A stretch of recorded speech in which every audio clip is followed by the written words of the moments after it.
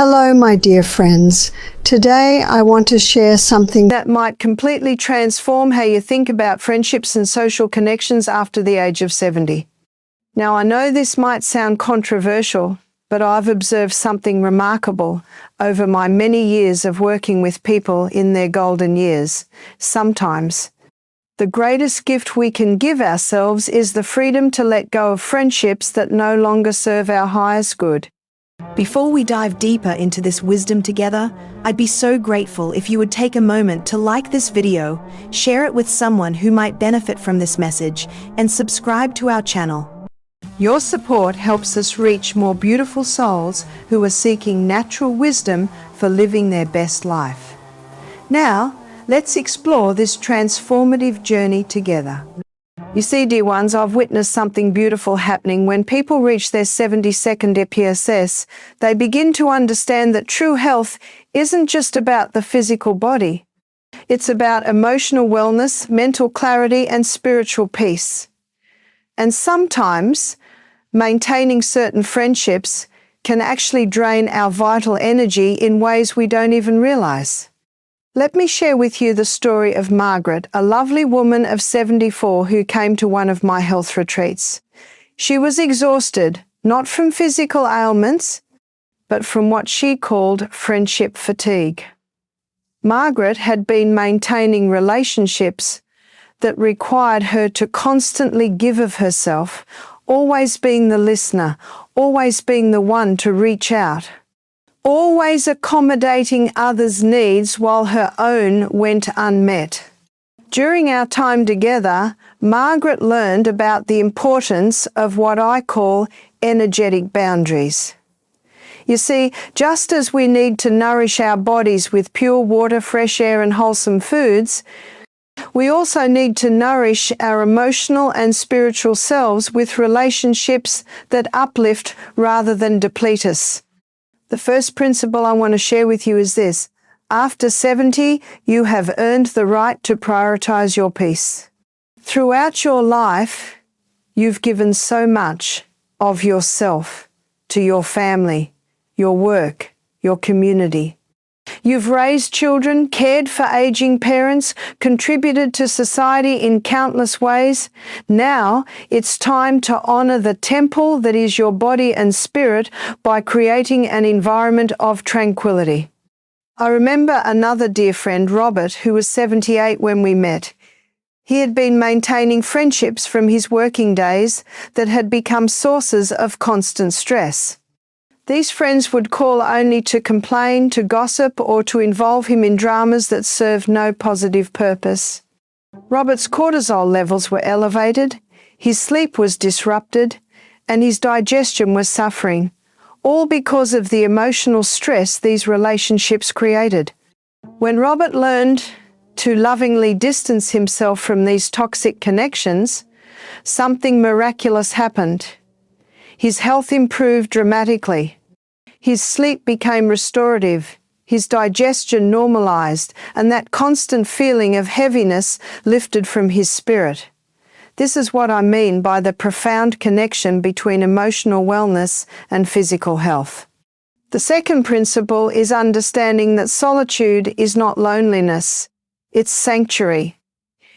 In our culture, we've been conditioned to believe that being alone is somehow shameful or sad. But I've observed that some of the most vibrant, healthy people in their later years are those who have learned to cherish their own company. Think about it, dear friends. When you're truly comfortable with yourself, you're not seeking validation from others. You're not exhausting yourself trying to maintain relationships out of obligation or fear of being alone. Instead, you're creating space for what truly matters, your relationship with nature, with your Creator, with the wisdom you've accumulated over decades of living. I've seen countless individuals discover new passions well into their 72nd and beyond: painting, gardening, writing, studying scripture, exploring family history, or diving into natural health. These pursuits often become infinitely more fulfilling when they're not weighed down by the constant distractions of superficial friendships that demand much but give little in return. The third principle involves what I call energy conservation. Just as we would never thoughtlessly waste clean water, we shouldn't squander our life energy on relationships that fail to reciprocate love, kindness, or respect. At 70 and beyond, every day truly is a gift. Every ounce of vitality you have is precious, and it deserves to be invested in ways that multiply joy rather than drain it. Consider Helen, a vibrant 72-year-old who once attended one of my seminars. She had been pouring enormous amounts of energy into friendships with people who consistently took her for granted. They would cancel plans at the last minute, ignore her calls, and only show up when they needed something. The constant imbalance left her exhausted. When Helen finally learnt to redirect that same energy toward pursuits that genuinely nourished her, tending her organic garden, studying herbal medicine, and volunteering with animals at a local shelter, her transformation was remarkable. The stress lines around her eyes softened, her posture grew taller, and she radiated a quiet peace that was absolutely beautiful to witness. The fourth principle is recognizing that quality always trumps quantity, especially in later years. It's far better to have one deeply genuine friendship than a dozen shallow connections that chip away at your vitality. True friendship is like pure spring water, refreshing, life-giving, and crystal clear in its intentions. I often encourage people to evaluate their relationships the same way they evaluate their food choices. Just as we've learned that processed foods rob us of nutrients and vitality, toxic relationships rob us of emotional and spiritual well-being. And just as we intentionally choose organic whole foods to nourish our bodies, we must also choose relationships that nourish our souls. The fifth principle is embracing the healing power of natural rhythms. In nature, trees shed their leaves in autumn, not because they are giving up, but because they are preparing for rest, renewal, and an even stronger spring. In the same way, letting go of friendships that no longer serve you is not about withdrawing or becoming antisocial. It's about honoring the natural rhythms of life and courageously making space for the new connections, experiences, and passions that are waiting to unfold. I've observed that people who embrace this principle often discover deeper and more authentic connections with family members they may have unintentionally neglected while trying to maintain exhausting or one-sided friendships. They suddenly find time to write heartfelt letters to grandchildren instead of hurried text messages. They pause to really listen to their spouse's stories, sharing unhurried cups of tea together. They reach out to siblings not just with quick check-ins, but with meaningful conversations that reopen doors of closeness from years past. These moments of genuine family connection often prove more life-giving than a dozen social outings filled with shallow chatter. There's also something profoundly healing about spending time in nature without the constant weight of social obligations pressing in.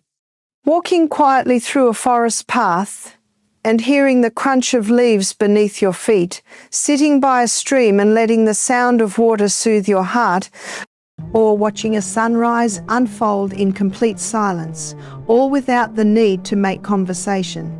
These experiences can restore your soul in ways that no crowded social gathering ever could. Nature becomes your companion, and its steady rhythms remind you of your own inner stillness. The sixth and final principle is perhaps the most important: learning to be your own best friend. This isn't about selfishness, it's about practicing self-stewardship. When you begin to truly value and appreciate your own company, you automatically become more discerning about the company you keep. You no longer accept poor treatment from others because you've learned firsthand what it feels like to treat yourself with tenderness, kindness, and respect. I encourage people to develop what I call solo rituals, sacred little practices that bring joy, comfort, and peace when done alone.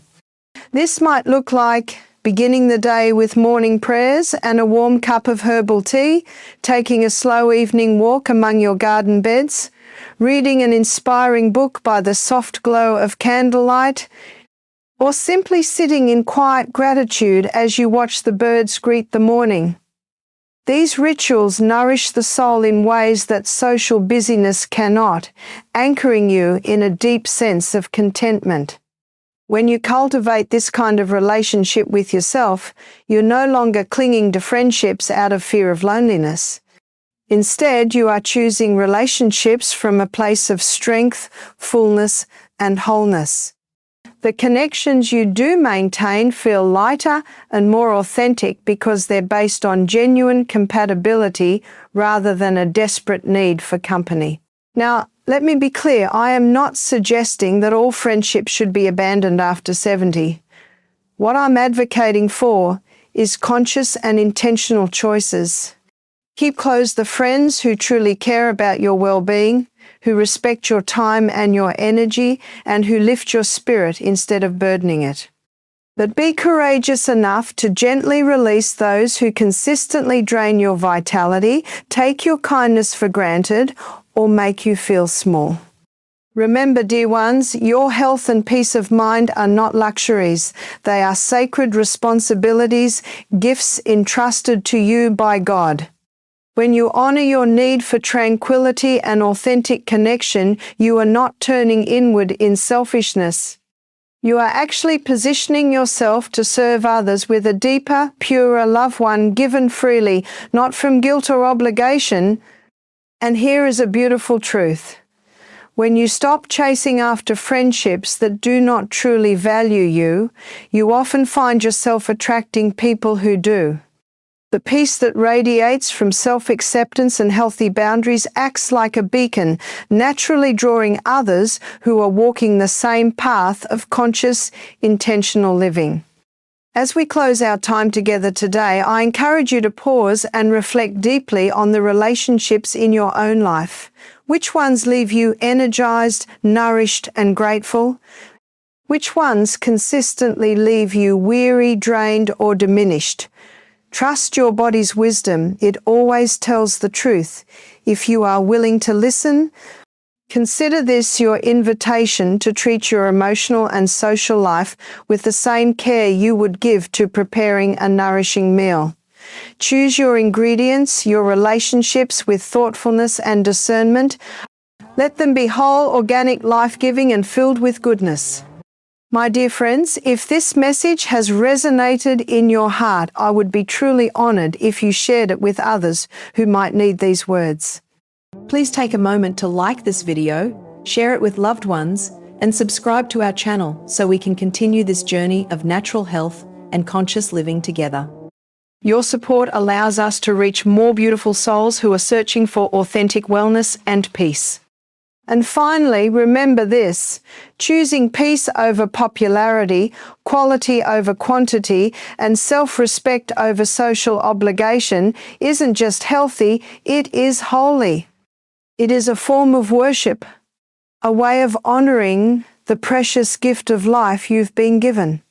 Until we meet again, may you walk in wisdom, rest in peace, and bloom exactly where you are planted.